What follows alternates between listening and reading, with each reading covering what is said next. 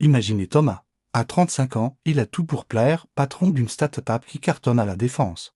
Un penthouse avec une vue imprenable. Une montre de luxe au poignet. Sa vie est un tableau Excel de réussite, indice boursier. Acquisitions immobilières, prestige, il domine la ville.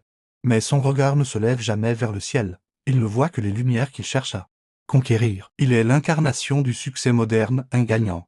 Mais gagnant de quoi, au juste? Un soir de novembre, le contrat de sa vie est enfin signé. Il devrait exploser de joie. Sentir l'adrénaline monter. Mais non, seul dans son immense bureau vitré. Une vague de vertige le submerge. Un silence assourdissant remplace les applaudissements attendus. Une question le frappe de plein fouet. Si je disparais demain, qu'est-ce qui restera de moi? Des chiffres dans un ordinateur? Une ligne sur un bilan comptable? Cette nuit-là, ce n'est pas le stress qui le tient éveillé, mais un vide immense. Un trou béant que tous les zéros de son compte en banque ne peuvent pas combler. Il réalise avec horreur qu'il est devenu l'esclave de choses fragiles. Des possessions qui pourraient s'évaporer au prochain krach boursier. Son empire est bâti sur du sable. À bout de force, quelques semaines plus tard, il s'échappe pour quelques jours dans un petit village de montagne.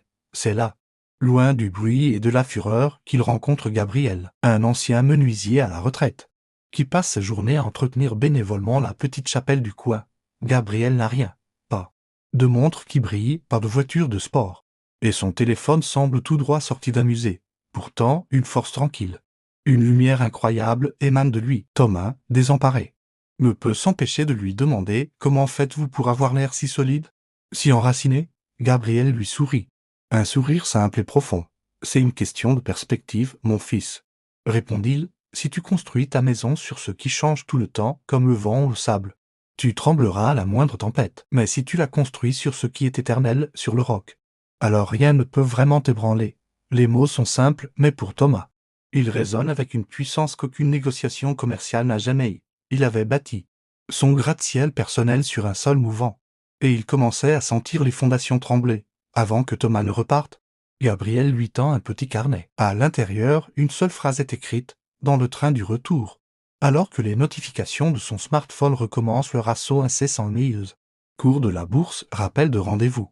Thomas ouvre le carnet et lit le verset « Affectionnez-vous aux choses de l'eau, et non à celles qui sont sur la terre ». C'est tiré de la Bible, Colossiens, chapitre 3, verset 2. L'effet est immédiat. Comme un électrochoc, il comprend tout, son angoisse se vide. Venait de son affection, il aimait ce qui est temporaire, matériel, périssable. Son cœur et son esprit étaient constamment rivés en bas, dans la poussière des transactions, des bilans et des apparences. Il avait passé sa vie à regarder ses pieds sans jamais lever les yeux. Alors, Thomas a-t-il tout vendu pour aller vivre dans une grotte? Non, pas du tout.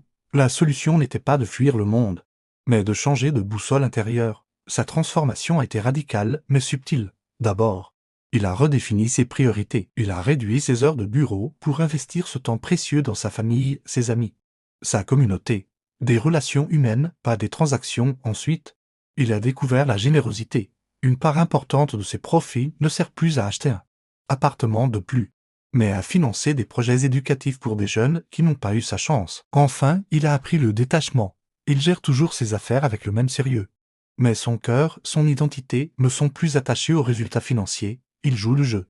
Mais il sait que la vraie partie se joue ailleurs. Aujourd'hui, quand on demande à Thomas le secret de sa nouvelle sérénité, de cette joie calme qu'il habite, il ne montre plus sa montre. Il lève souvent les yeux vers le ciel et il sourit. Il a compris que la vraie richesse, celle qui ne craint ni les krachs ni la solitude, ne se compte pas sur un relevé bancaire, elle se contemple. Il a cessé de fixer le sol pour enfin apprendre à regarder vers le haut. Il a trouvé ce qui lui manquait, l'essentiel. Merci d'avoir regardé. Si cette histoire vous a parlé, n'hésitez pas à la partager et à vous abonner pour plus de réflexions.